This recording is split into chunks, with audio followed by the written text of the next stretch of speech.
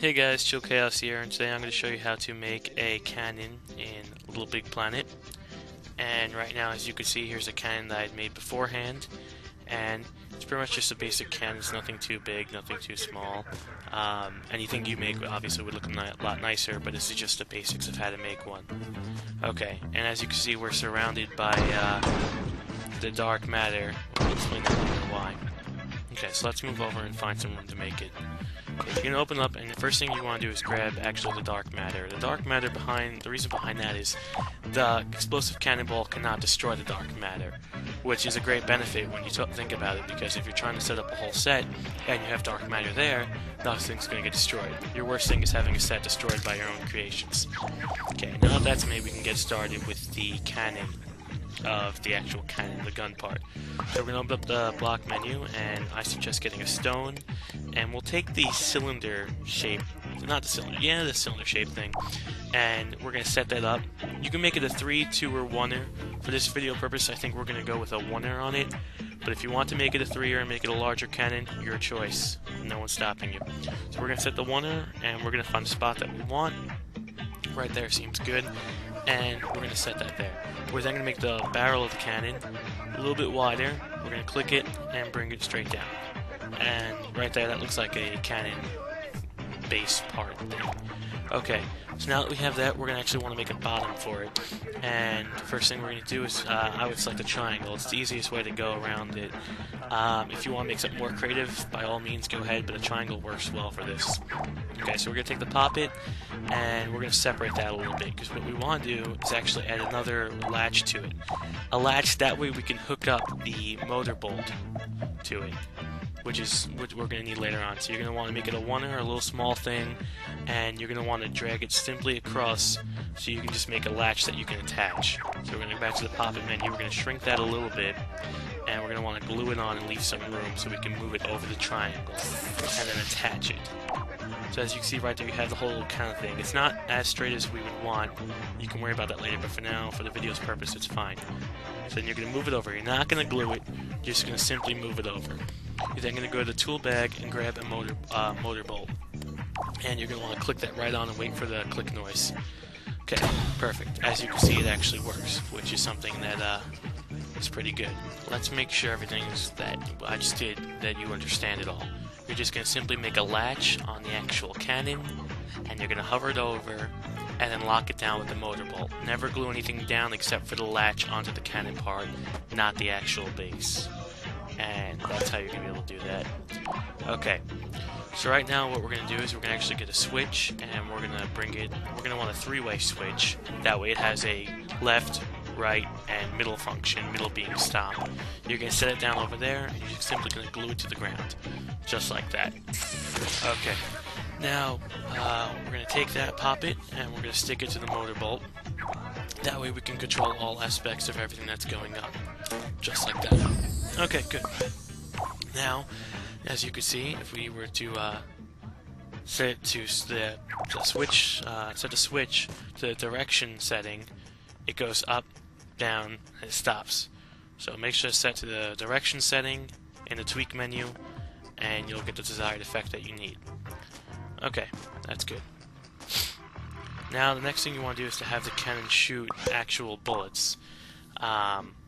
But the first thing you do want to do here is just change any speed options at all. Don't make it too fast, because then this will happen, and that's just a complete mess, and you don't want that. That's just bad. Don't do that. So set it to the way it's initially left at, which I believe is 1, and you're good to go. It works just fine like that.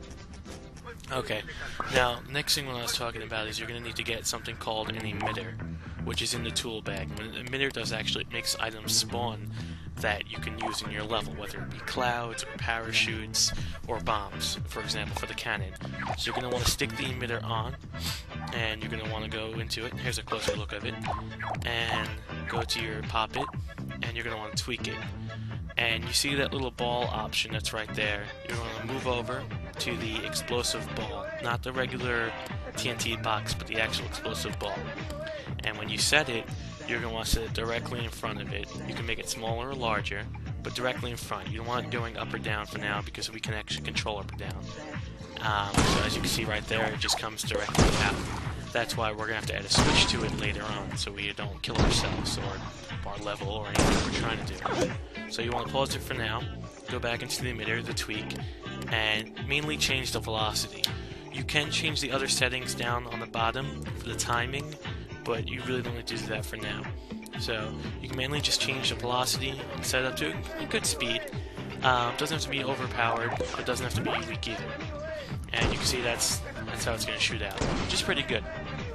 Okay, the next thing to do is we're going to have to add a sponge in order to have the switch that we want to put on work. So we'll go up there and we'll get a sponge. We can add a normal sponge in, and we will set that onto our actual cannon right there. Okay, I didn't actually set it on the cannon. We'll set it right on the cannon right there. That way you actually got to touch the cannon to make it work. So you have it just like that, and you'll grab a grab switch. No pun intended, grab a grab switch. And you'll grab a grab switch, and you'll stick it right on. Grab to the pop-it menu, click the switch rope, and attach it to the emitter. Now the emitter will not shoot unless you actually hold it. And you want to set that to visibility to off. So you now can do up, down, and then when you grab it, it actually fires, which is the overall desired effect.